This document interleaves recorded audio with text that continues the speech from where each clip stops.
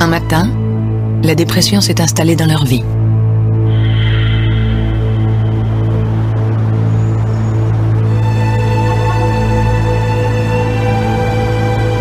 Dehors, la ville qui s'éveillait leur faisait signe, mais elle les a retenus par la main.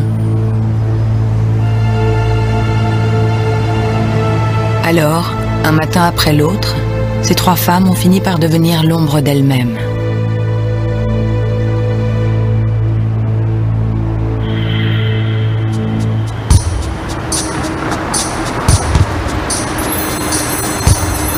Un neuropsychiatre, David Servan-Schreiber, traque cette voleuse de vie qu'est la dépression. Pour cela, les chercheurs disposent d'outils toujours plus sophistiqués.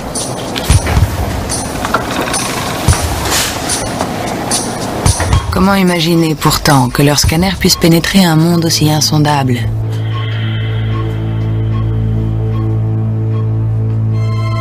Ce monde, il est terriblement sombre, sans lumière, sans issue, sans un trou pour voir un ray de lumière. C'est vraiment un monde fait de désespoir.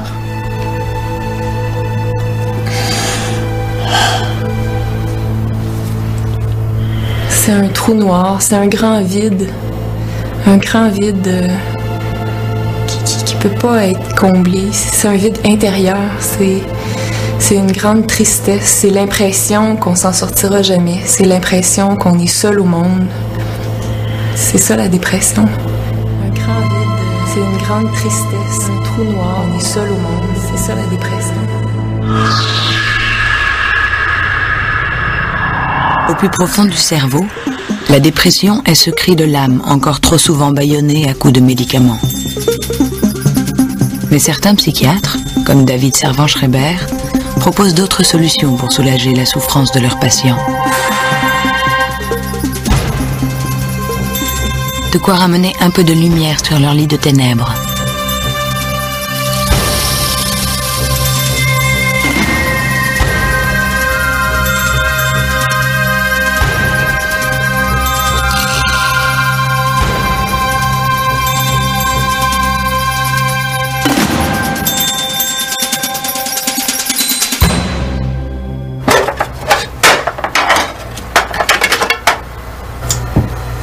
Guérir. Mais comment ?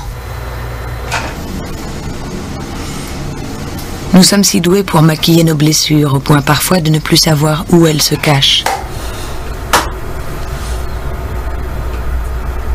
Alors comment guérir la douleur quand on ne sait plus d'où elle vient ?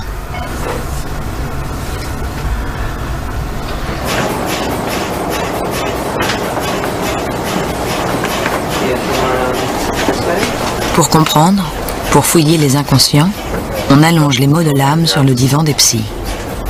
On peut désormais les coucher aussi sur le lit des scanners. Des neurobiologistes vont aujourd'hui explorer le cerveau d'une personne dépressive, une parmi tant d'autres.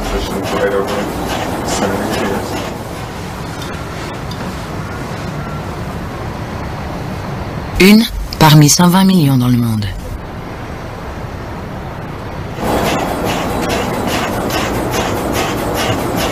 Les psychiatres parlent d'une épidémie en pleine expansion. Elle affecte 2 fois plus de femmes que d'hommes.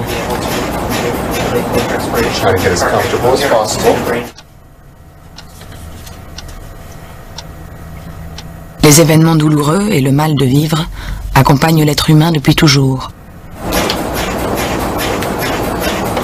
Alors qu'est-ce qui le rend aujourd'hui plus fragile, plus démuni ?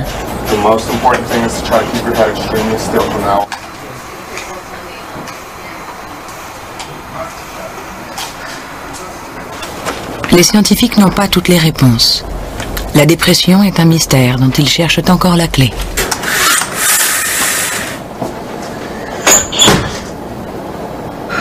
Hi Karen, how are you doing? Ça va Karen? Ça va. Okay, now we're going to ask you a series of Ok, maintenant on va vous demander d'évaluer votre humeur et vos émotions pendant l'expérience. David Servan-Schreiber a fondé ce laboratoire de neurosciences américain pour comprendre la mécanique des cerveaux en souffrance.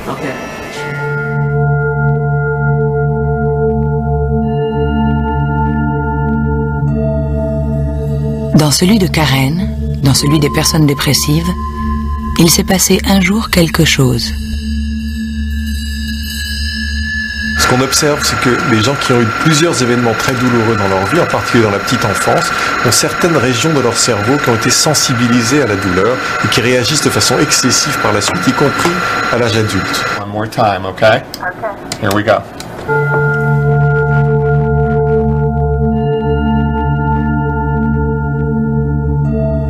Les douleurs de l'enfance pèsent lourd sur les jeunes neurones. Elles laissent une empreinte. Et c'est dans le sillage de cette empreinte que s'installe parfois la dépression.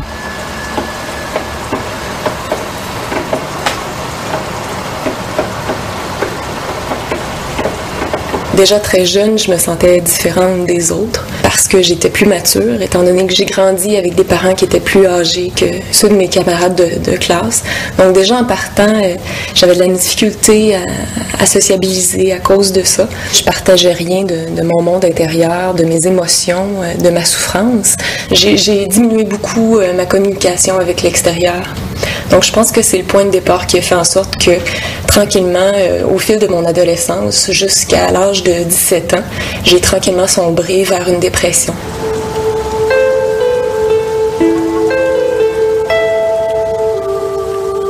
Mais l'enfance, semble-t-il, n'explique pas tout. Il y a des premiers pas heureux des jeunesses radieuses. Puis un jour, tout s'écroule.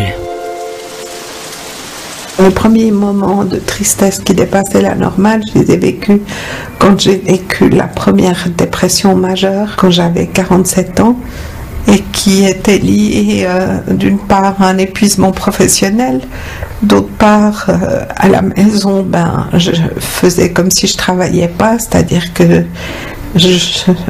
fallait que tout soit fait, tout impeccable, et puis aussi que je m'occupais de mes parents qui étaient à domicile. Et en fait, j'étais sur la brèche 24 heures sur 24, 7 jours sur 7. Et il y avait trop.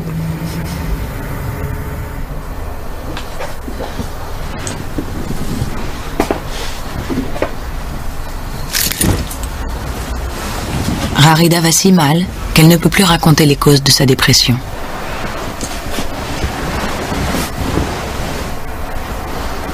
Dormir est le seul refuge qu'elle ait trouvé. Une échappatoire que connaissent bien les personnes dépressives.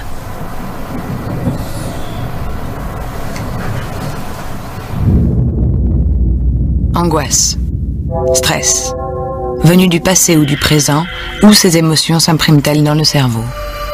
Pour le savoir, ces photos angoissantes sont projetées à Karen, enfermée dans son scanner.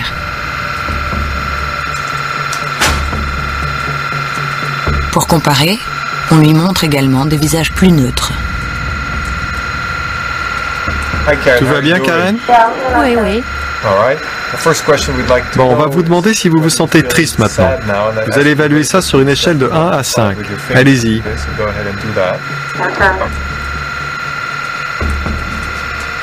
En pistant dans le cerveau l'anxiété ou le stress, ces émotions négatives complices de la dépression, les scientifiques cherchent à débusquer ce vague à l'âme, là où il pourrait aussi se nicher. Au cœur des neurones. Okay, Karen, you did great.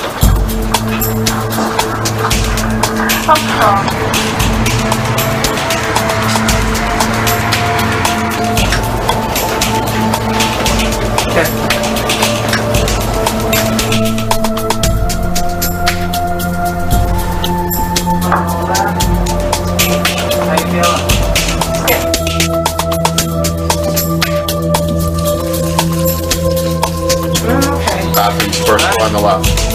Start on the left.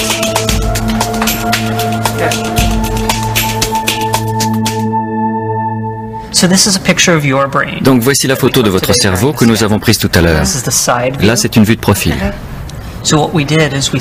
On a scanné toutes les secondes et demie, ce qui nous permet d'analyser les réactions de votre cerveau toutes les secondes et demie, donc.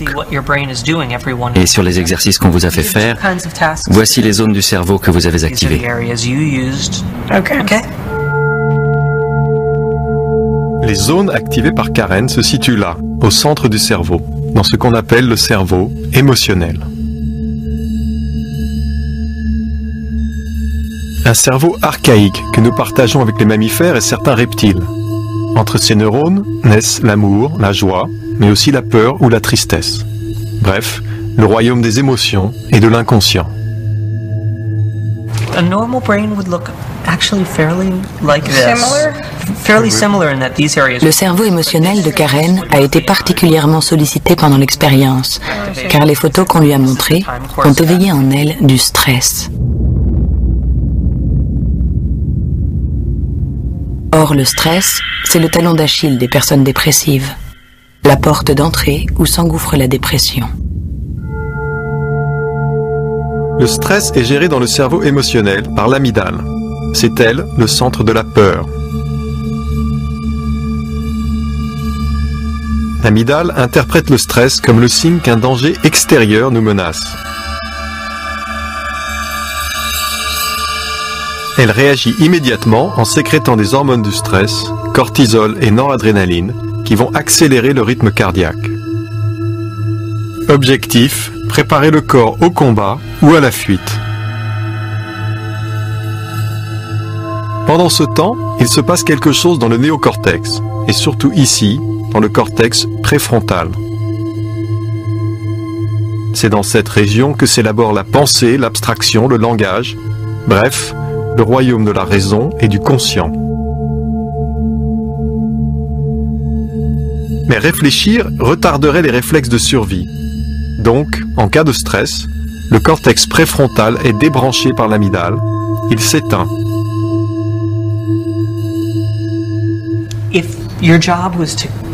Imaginez que votre métier, c'est de compter les papillons et que vous êtes dans un bois. Et un ours arrive. Donc vous n'arrivez plus à compter correctement les papillons, vous prenez plutôt la fuite.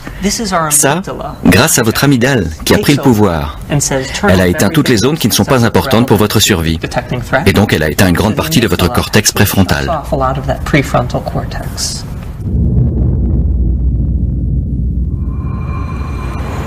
Le problème, c'est que chez les personnes dépressives, l'amygdale est persuadée que le danger est permanent.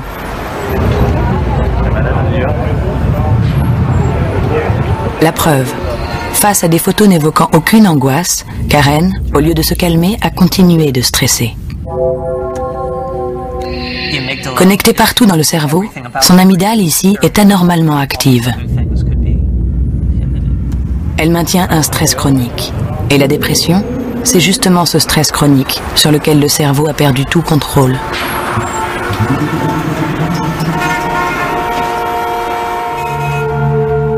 Le cerveau a perdu le contrôle, car après plusieurs semaines, l'hippocampe est attaqué par l'amygdale. Or, le rôle de l'hippocampe est justement d'éteindre l'amygdale une fois le danger passé et de permettre au cortex préfrontal de se rallumer. Mais pendant la dépression, les hormones du stress augmentent tellement qu'elles finissent par détruire les neurones de l'hippocampe.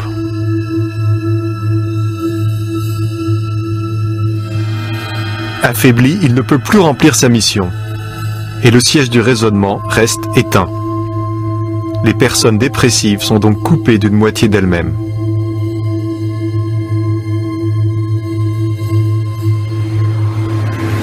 Elles sont emportées par le torrent de leurs émotions que rien ne peut plus canaliser. Ni volonté, ni recul, ni raisonnement. Le raisonnement, il est faussé par la dépression.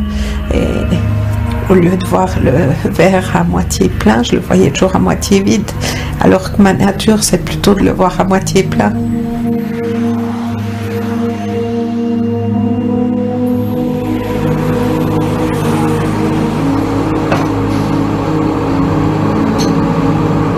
J'arrivais pas à raisonner mes émotions, j'arrivais pas à me motiver puis à me dire ben voyons Mélissa, lève-toi, fais quelque chose, prends-toi en main. C'est pas un bon conseil à donner non plus à une personne qui est dépressive.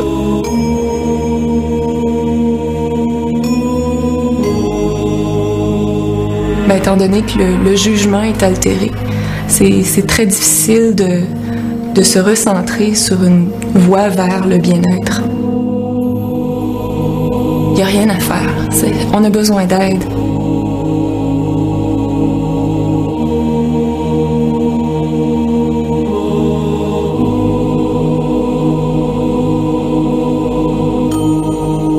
Se confier à un psy soulage. Mais jusqu'à quel point? Les avis divergent. Le problème de traiter la dépression par la psychanalyse, c'est que comme le montrent les études de neurosciences sur des patients déprimés, la région du néocortex responsable du langage est très sous-activée dans la dépression. Il est donc très difficile d'avoir accès au cerveau en passant par le langage chez les patients déprimés.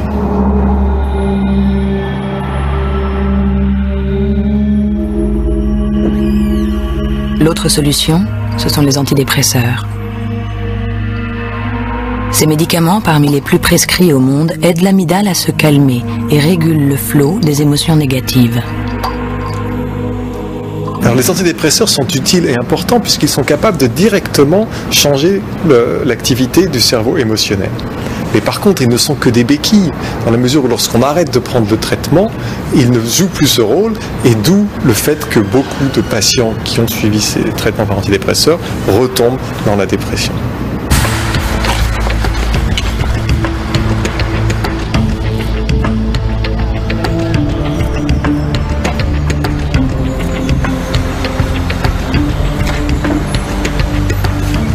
Certains psychiatres proposent donc des solutions différentes pour aider les personnes dépressives.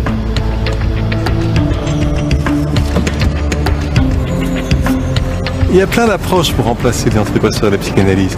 Mais une des plus simples, c'est l'exercice physique.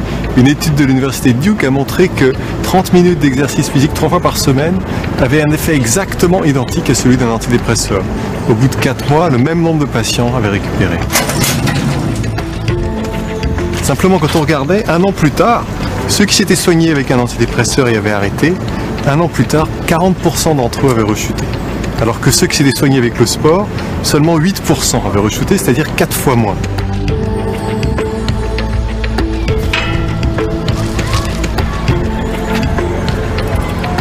J'ai au moins testé une dizaine de médicaments qui ont fonctionné, mais de façon temporaire et avec des effets secondaires, comme le fait de prendre beaucoup de poids.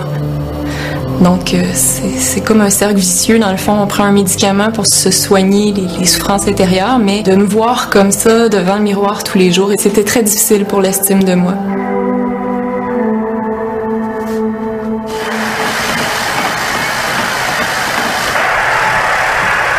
Alors le psychiatre de Mélissa lui a prescrit un entraînement, 3 fois par semaine, dans la salle de sport de l'hôpital, sous le contrôle d'un éducateur. Salut, t'es quasiment sur ta période de repos? Oui. Tout à l'heure, t'étais haute un petit peu. 10, c'est beau. C'est bien, on va juste placer le ballon entre tes genoux. Vas-y, c'est ça. Lâche pas, tranquillement. On respire, expire. Ça force plus. C'est ça, tu tremblais un petit peu, fait qu'en gardant le ballon. T'étais un peu bougonneux la semaine passée, tu filais pas bien, là. Hein, tu bougonnais un petit peu, t'es arrivé ici avec un petit peu d'agressivité, mais là, aujourd'hui, ça va bien, donc on va en profiter, on va monter à charge un peu, là. OK, ça va? Oui. Excellent.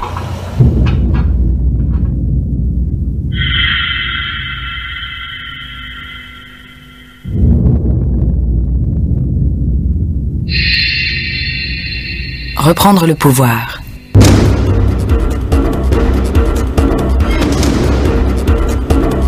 Se battre non plus avec sa tête, mais avec son corps, jusqu'à anéantir les fantômes du passé. C'est l'impact psychologique du sport. Pas à pas, redevenir acteur de sa vie, quand la dépression a fait de vous, pendant des mois ou des années, un simple spectateur. Cette photo-là a été prise 15 minutes avant ma tentative de suicide à 17 ans. Je pense que j'étais en colère envers tout le monde parce que personne ne se rendait compte que je souffrais, mais je le cachais tellement bien.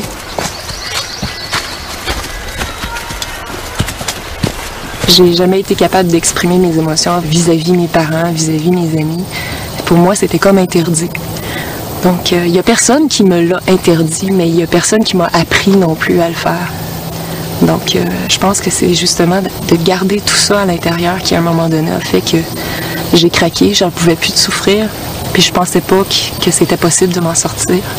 Donc, pour arrêter de souffrir, ben, j'ai tenté de me suicider. Je voulais pas mourir, je voulais arrêter de souffrir à ce moment-là.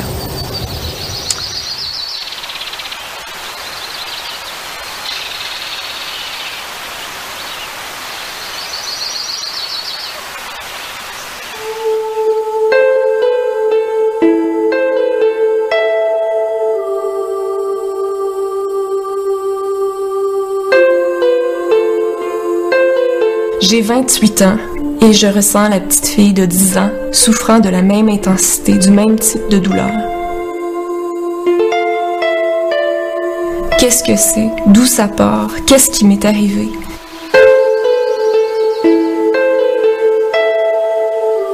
Ce matin, j'avais envie de m'exprimer sur ce que je trouve le plus difficile dans ma vie en ce moment.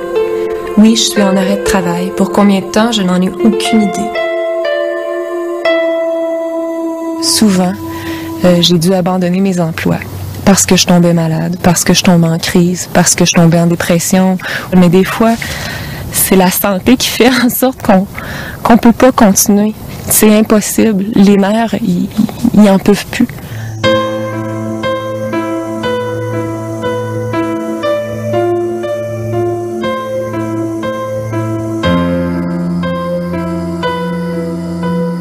Après des années de hauts et de bas, entre exaltation et désespoir, Mélissa a été diagnostiquée il y a 6 mois. Elle souffre de maniaco-dépression, une maladie qui se manifeste par des troubles cycliques de l'humeur.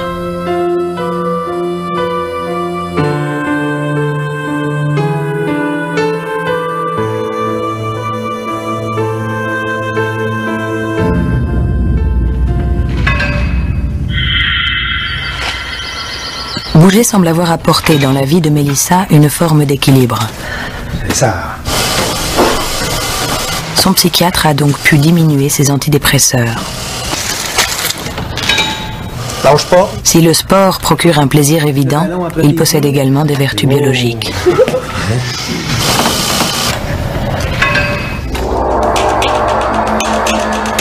Grâce au sport, c'est une hypothèse, il semblerait que de nouveaux neurones se forment et qu'entre eux s'établissent de nouvelles connexions.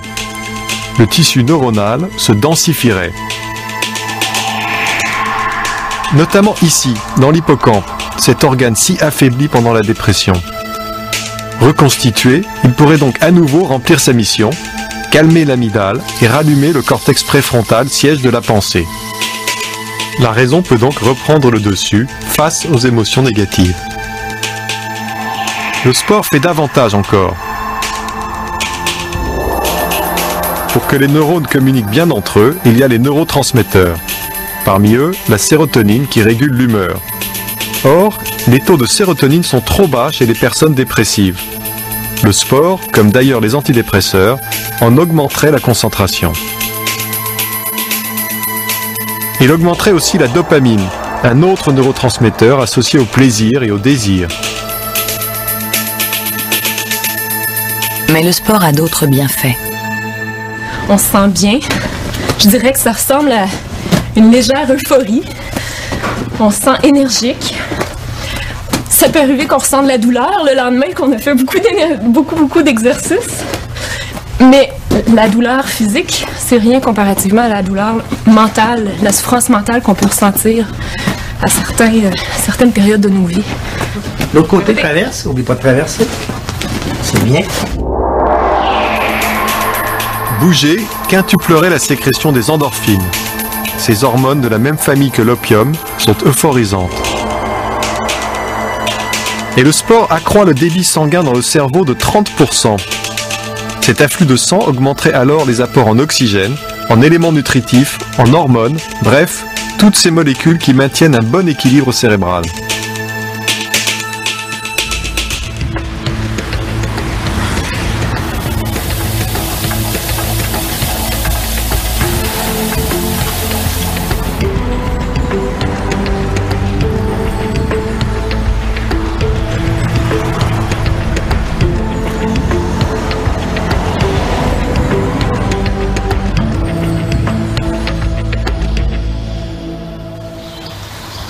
Utilisé au Canada ou aux États-Unis, le sport est rarement prescrit en Europe comme traitement thérapeutique. Il n'est pas forcément adapté à tous les types de dépression, et toutes les personnes en souffrance n'ont pas forcément envie de bouger. Mais le sport fait partie de ces alternatives aux antidépresseurs que de nombreux patients recherchent. David Servan-Schreiber milite pour ce type d'approche différente, s'inscrivant ainsi dans un courant issu principalement des pays anglo-saxons. Fils aîné de Jean-Jacques Servan-Schreiber, il a reçu en héritage l'attrait et la curiosité pour ce qui se fait ailleurs, notamment aux États-Unis. Son père, homme politique, s'est passionné pour la sphère collective. Le psychiatre choisira la sphère individuelle de l'âme, mais lui aussi s'intéressera aux défis américains et fera ses études outre-Atlantique, où les avancées en neurosciences sont alors les plus significatives.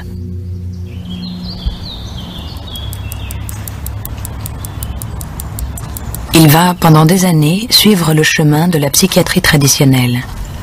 Un chemin qui, aux États-Unis, va s'éloigner de l'approche psychanalytique à mesure que les neurosciences progressent.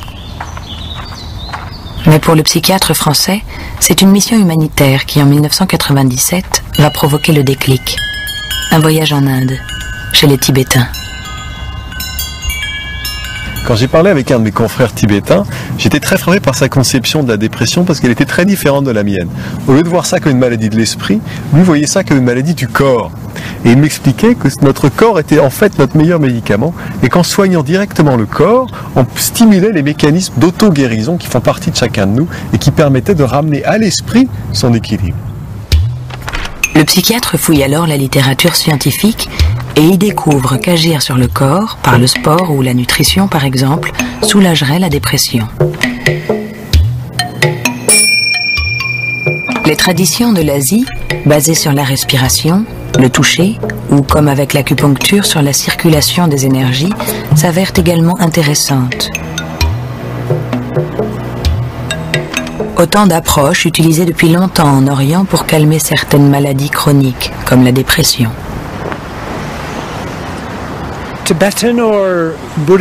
La médecine tibétaine ou bouddhiste sait très bien gérer les maladies chroniques. Ce type de médecine agit probablement à un niveau plus profond dans le corps. Alors ça ne marche pas immédiatement, ça prend du temps pour être efficace, parfois des semaines ou des mois. Donc évidemment, pour les maladies aiguës, les crises, vous avez besoin d'effets rapides. Et pour ça, la médecine tibétaine n'est pas efficace. Mais pour les maladies chroniques, elle marche bien. Je pense donc que les gens vont s'ouvrir de plus en plus à ces traditions. Il faut faire plus de recherches, mais je pense que c'est la voie du futur. Et pour faire avancer le futur, Barry va prêter son corps à la science. Parmi les différentes méthodes qui permettent de stimuler la capacité naturelle du corps à retrouver l'équilibre, il y a évidemment la méditation. Un des bénéfices immédiats de la méditation, c'est de brancher l'esprit sur ce qu'il se passe à l'intérieur du corps.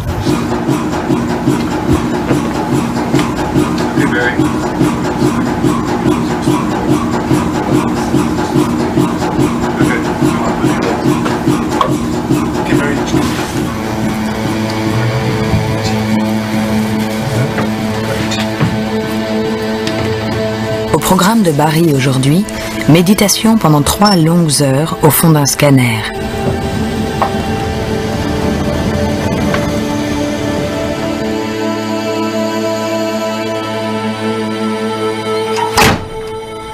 Ces chercheurs américains étudient l'impact de la méditation sur le cerveau. L'enseignement du Bouddha n'est plus l'apanage des moines. C'est aussi un outil thérapeutique pour les personnes qui ont côtoyé de près la dépression. Comme Eliane. Pour moi, méditer, ça signifie me centrer sur ma respiration, me centrer sur ce que je ressens au niveau physique. Ça veut dire être attentive, consciente aux sons qui sont autour de moi.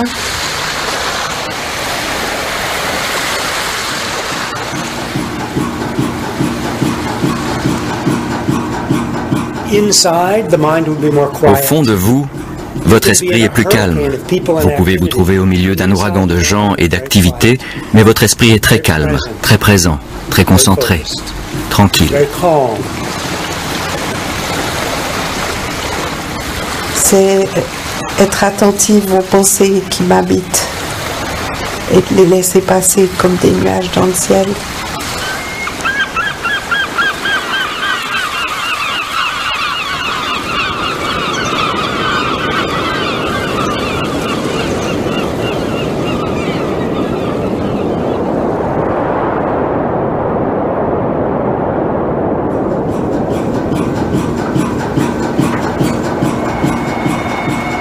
Comme le sport, la méditation est bien plus qu'un plaisir ou un lâcher-prise.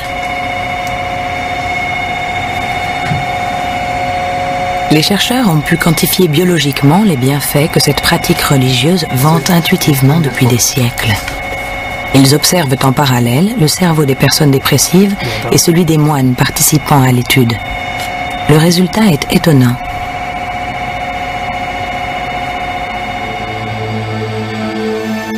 On s'en souvient, pendant la dépression, le cerveau émotionnel est emballé, l'amygdale n'en fait qu'à sa tête et le cortex préfrontal éteint n'arrive plus à fonctionner normalement.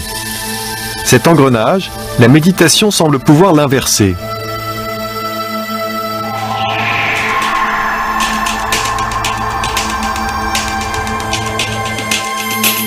En effet, méditer activerait et renforcerait le cortex préfrontal au niveau de sa partie gauche, laquelle justement est associée aux émotions positives.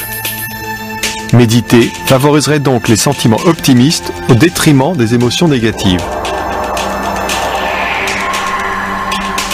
C'est exactement ce dont ont besoin les personnes dépressives qui ruminent sans cesse des idées noires. Mais la méditation aurait un autre effet.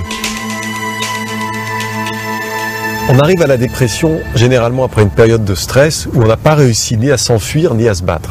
Et la dépression, c'est un état d'inhibition de l'action, de passivité et d'impuissance. Il y a donc une incapacité de reprendre le dessus et de passer à l'action.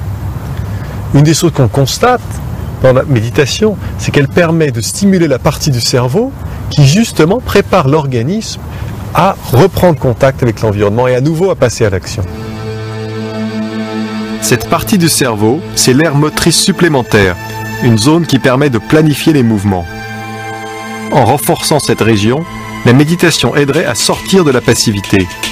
Elle stimulerait ainsi la capacité à bouger et donc à aller de l'avant. En quelque sorte, le cerveau est un muscle que l'on peut entretenir.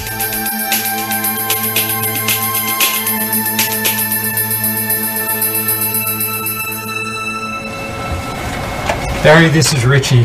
Hi, Richie. Cette étude a débuté il y a une dizaine d'années. Initiée par le docteur Richard Davidson, elle a ouvert un champ immense aux neurosciences, en changeant la perception que nous avions jusqu'alors du cerveau.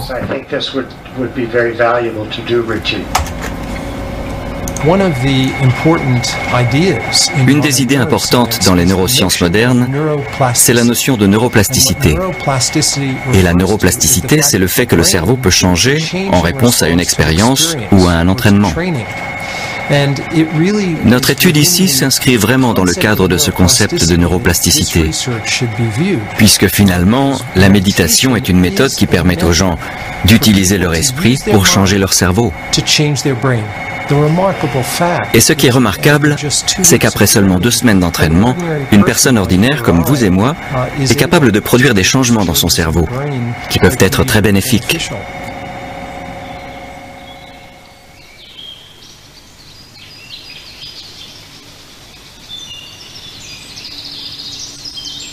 La méditation aide spécifiquement les personnes qui, comme Eliane, sont susceptibles de faire des rechutes dépressives. Eliane qui a pu surmonter sa première dépression grâce aux médicaments, jusqu'à ce que l'infarctus de son mari provoque une rechute, puis une autre, puis une autre.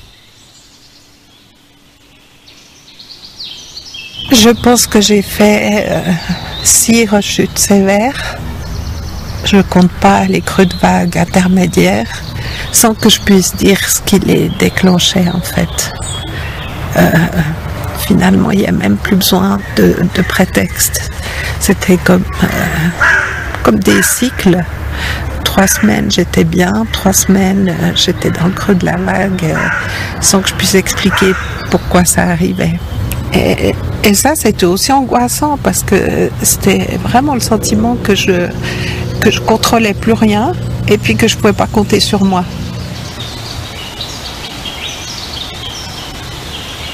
Je l'ai vécu comme une pierre qui vous tire au fond de l'eau. C'était horrible, sincèrement. Quelquefois, j'avais pas d'espoir. Je croyais que j'étais condamnée à finir mes jours comme ça.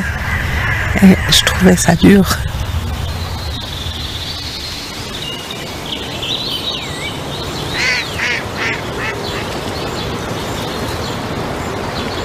Après une première dépression, le risque d'en faire une autre est de 50%.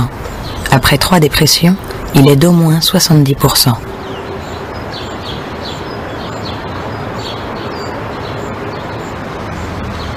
À l'hôpital, Eliane a donc suivi une formation de 8 semaines, mise en place pour les patients qui, comme elle, sont entrés dans le cycle infernal des rechutes.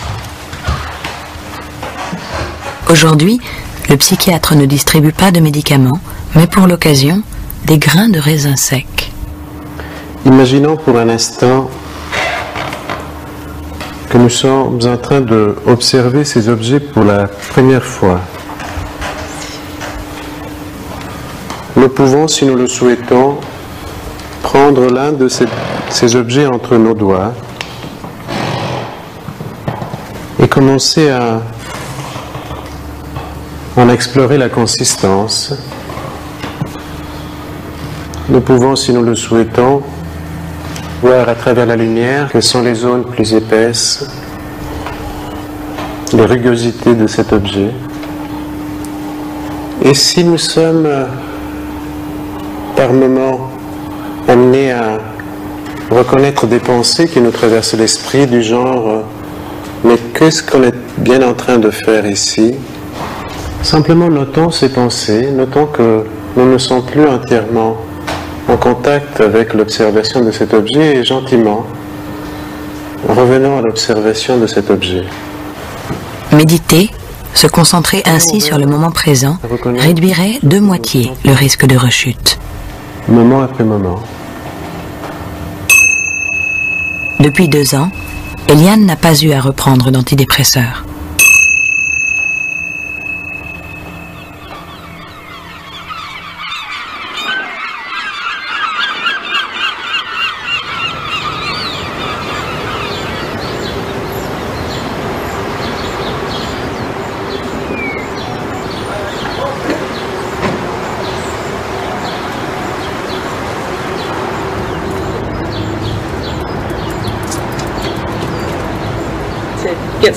Nous sommes dans un centre américain où David Servan-Schreiber a pratiqué pendant plus de 4 ans. Un centre universitaire qui traite les problèmes de santé mentale uniquement avec des médecines complémentaires. Ce type de structure n'existe pas en France. Ici, le psychiatre a fait la rencontre décisive d'une infirmière, Beverly. I'm going to present you because what we did together was so important. Donc je vous présente Beverly. Et quand je suis revenu de mon expérience avec les Tibétains en Inde, où je me posais un tas de questions sur la méditation, la nutrition, l'acupuncture, la médecine par les plantes. C'est avec Bev qu'on a commencé à réfléchir à cette question. Elle était très intéressée par tout ça. Elle avait commencé à pratiquer de son côté, elle avait des résultats assez exceptionnels. Et c'est ensemble qu'on s'est lancé sur cette piste et qu'on a créé ce centre. Mexico.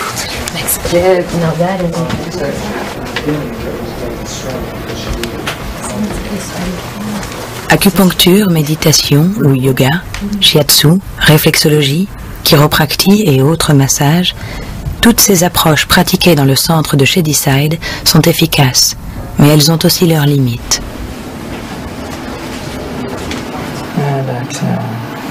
Aucune d'entre elles ne peut être considérée comme la solution unique. Et pour certains maux de l'âme, ces méthodes ne sont pas capables de rétablir l'harmonie.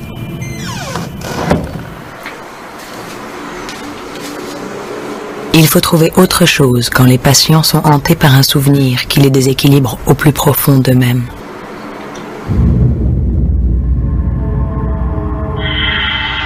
C'est le cas de Rarida.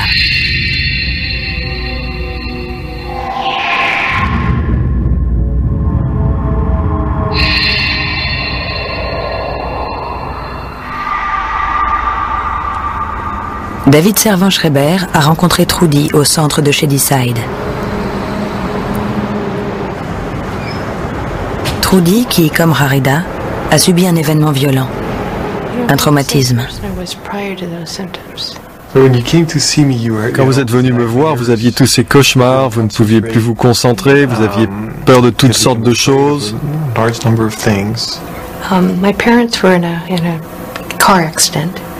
Mes parents ont eu un accident de voiture. Mon père était dans le coma. Il a eu des lésions au niveau du cerveau. J'ai vu beaucoup de douleurs quand il était allongé comme ça. J'ai vu beaucoup de sang. Il saignait de la tête à cause de ses blessures. Ses jambes étaient déchiquetées, alors j'ai éprouvé beaucoup de stress, beaucoup d'angoisse.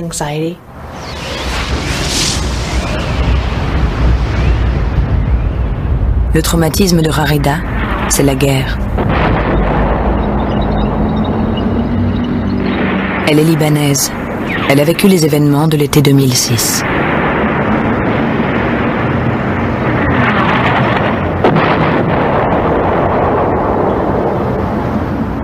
Dans notre village, il n'y avait rien. Et soudainement, ça éclatait. C'est pire qu'un tremblement de terre. Sur le pont de notre village, j'ai vu un ami de mon père, un homme âgé, avec les ambulances, les pompiers et tout ça, qui tenait ses intestins par ses mains, il s'était blessé. Et l'autre, le père d'une fille, que l'obus était attaqué sur la voiture de sa fille, et il s'était envolé, il ne reste qu'une tranche de sa main. Elle s'était brûlée, et son père il était là-bas, il cherche sa fille, et il criait, c'est ma fille, oui, mais c'est la voiture de ma fille, c'est le numéro de matriculation. Il frappait sur sa tête, je peux plus supporter. Les enfants avaient trop peur. Ils criaient, mais maman, est-ce que vous voulez qu'on soit déchiré comme cette fille qu'on a vue? Vous n'imaginez pas comment ils criaient. Ils criaient, maman, sortez-nous de là. Sortez-nous de là. Est-ce que vous voulez qu'on meure? Est-ce que vous voulez qu'on soit déchiré et brûlé comme eux? Et c'est terrible. Et vous n'avez pas le choix.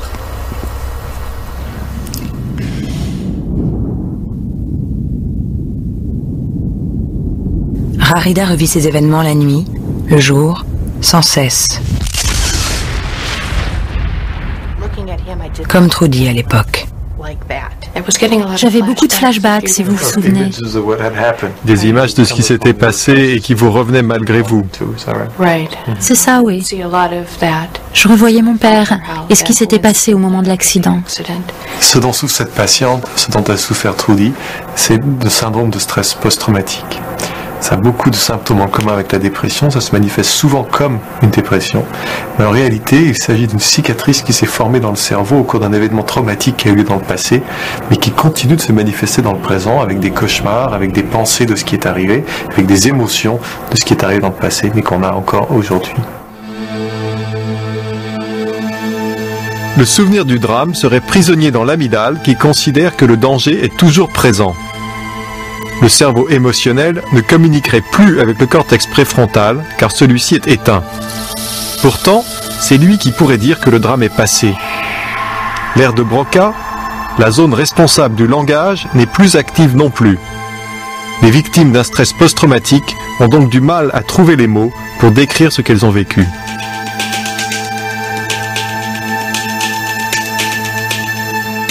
Quant au cortex visuel, il est suractivé. Comme si les patients regardaient sans cesse le film du drame, comme si les souvenirs étaient aussi précis qu'une photo.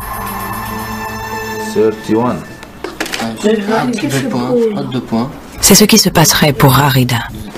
Le drame a provoqué un tel chaos dans son cerveau émotionnel que celui-ci ne remplit plus sa fonction première. Être en lien avec les autres. Rarida s'est isolée de ses 3 enfants, Roland, Jason et Johnny, qui l'ont suivi après la guerre chez sa sœur. C'est son neveu qui s'occupe désormais de leurs devoirs.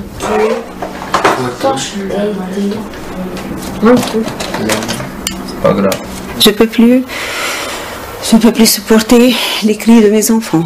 Je peux plus supporter mes enfants Il veut que je les console. Et moi, je ne supporte personne. Je ne peux pas supporter pas un bruit. Pas un seul bruit. Même quand il mange un chocolat, un morceau de chocolat, il fait le papier comme ça, craque, je crie. Ne fais pas ça, ne fais pas ça. Je ne supporte pas le papier qui craque comme ça. Papier du chocolat. Mais il est fâché à cause de ça.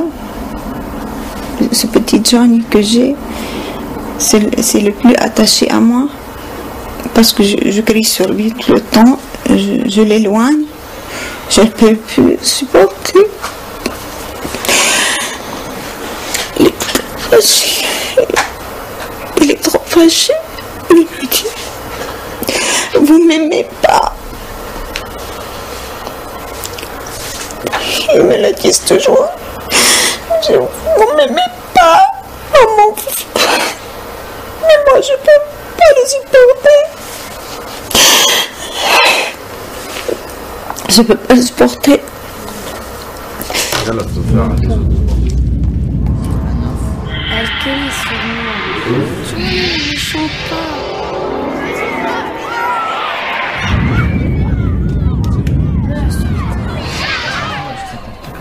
Le stress post-traumatique est très difficile à soigner. Pour me faire aider, j'ai essayé le yoga, la méditation, mais j'étais incapable de m'investir dans ce type de pratique. J'étais dans une telle confusion, mon esprit n'était tout simplement plus avec moi. J'ai essayé d'autres thérapies sans succès. Alors j'ai pris rendez-vous avec le docteur Servan Schreiber.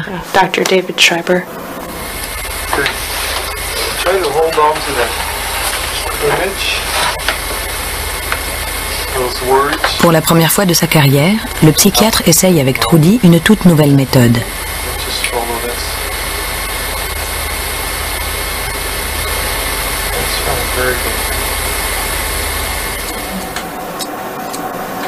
That's great. Le MDR, ou désensibilisation et retraitement par les mouvements oculaires. Focus on what feels good. That's great. You're doing great. Quel est l'événement le plus terrible? Celui qui vraiment, si on l'enlevait, ça vous soulagerait d'un très très grand poids. Est-ce que vous pouvez me dire quel est l'événement le plus terrible? Laissez venir et dites-moi. Ce sont mes enfants. Pouvez-vous me décrire la scène qui est vraiment la scène la plus horrible pour vous? Celle qui vous fait le plus de mal?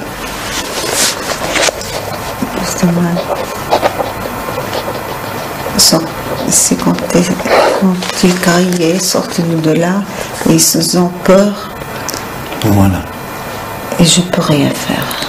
Vous l'avez en tête, cette image, hein? Je voudrais que vous laissiez bien revenir ça en vous. Hein? Puis vous allez suivre ma boule des yeux, vous ne bougerez pas la tête. Hein? Et vous me direz après ce qui s'est passé. D'accord? D'accord. On y va. Allez-y. Suivez. Suis bien, Rita. Suis bien. Bouge pas la tête, là. Juste les yeux. Thanks. Good.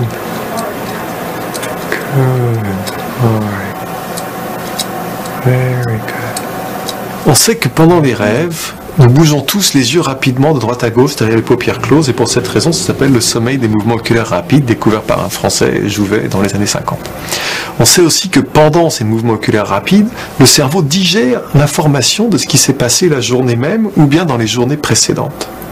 Donc le MDR, une des théories pour en expliquer son efficacité, c'est de dire que probablement ça engage le même mécanisme de digestion en déclenchant ces mouvements oculaires rapides qui normalement ont lieu tout seuls pendant les rêves. La nuit, le cerveau crée des connexions entre les événements de la journée et ceux du passé. Une façon d'archiver et de relativiser ce qui vient nous arriver. Mais en cas de traumatisme, ces connexions ne se font plus. Le MDR insisterait donc sur ce travail d'archivage non abouti. On ne comprend pas bien encore les mécanismes de cette thérapie. Mais il semble que les mouvements oculaires pendant la séance facilite la formation de nouvelles connexions entre les souvenirs du traumatisme. Un réseau se formerait, chaque souvenir paraissant se relie à un autre, puis à un autre, et encore un autre.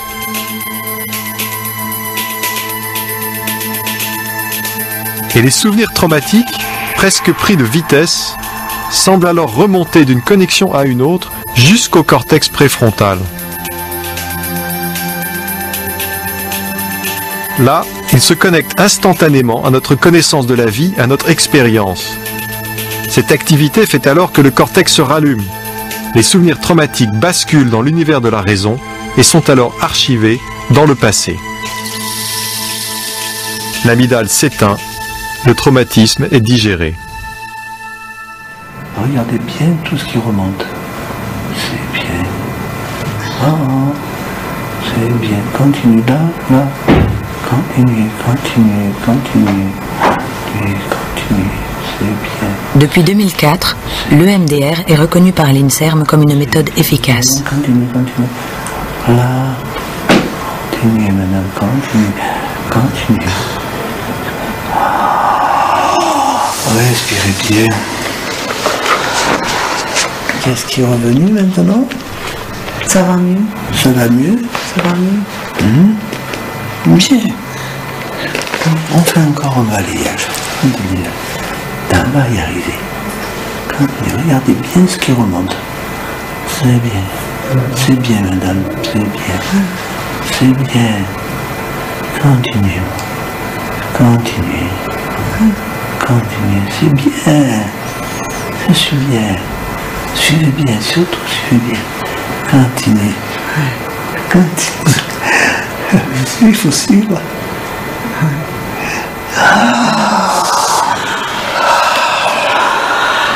Et maintenant. C'est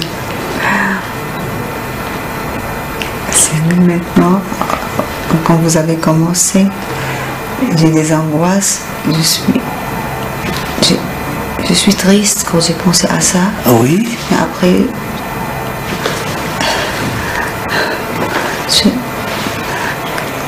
j'ai riais. Oui. Au lieu d'être angoissée. Ouais. Je pense que j'ai senti que l'idée ça s'envole. Oui. Ça s'envole de ma tête. Ça s'est envolé. Oui, bien. Encore une fois. On va le faire envoler complètement.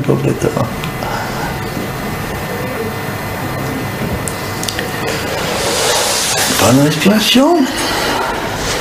Et là? Là, je suis fort. Vous sentez bien? La première fois que j'ai entendu parler de cette méthode de traitement pour le stress post-traumatique, ça m'a paru complètement loufoque. C'est une des choses les plus difficiles à soigner en psychiatrie, et donc je me suis d'abord extraordinairement méfié. Il a fallu que je regarde la littérature scientifique dans le détail pour m'apercevoir qu'il y avait effectivement un grand nombre d'études qui montraient une efficacité remarquable et une incroyable rapidité des effets. Il y a maintenant plus de 18 études contrôlées dans la littérature qui nous montrent que pour une personne qui a eu un traumatisme à l'âge adulte, par exemple, 80% de ces personnes n'ont plus de symptômes après seulement 3 séances de MDR. 80% de succès, c'est le taux d'efficacité des antibiotiques dans la pneumonie. Donc on a là quelque chose de remarquablement efficace, même si on n'en comprend pas encore exactement le mécanisme d'action.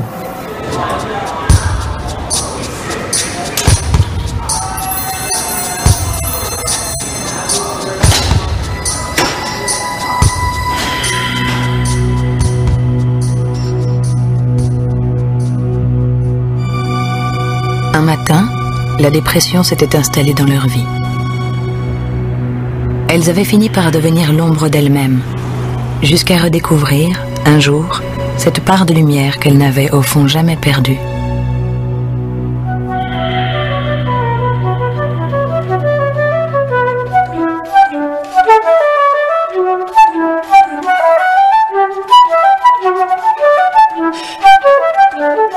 Mélissa a décidé de reprendre ses études. Elle souhaite s'investir dans l'aide aux personnes en souffrance mentale.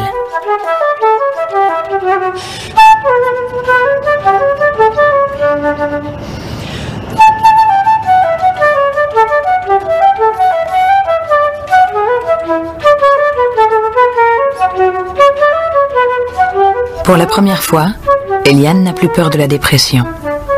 Les projets de vie sont à nouveau possibles. Le sien, devenir à la retraite écrivain public pour les personnes âgées.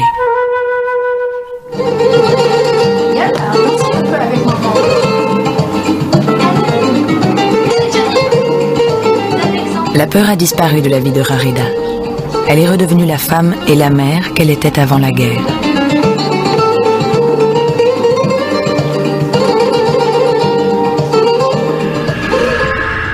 Il reste encore beaucoup à faire, beaucoup de recherches à mener pour aider les personnes dépressives.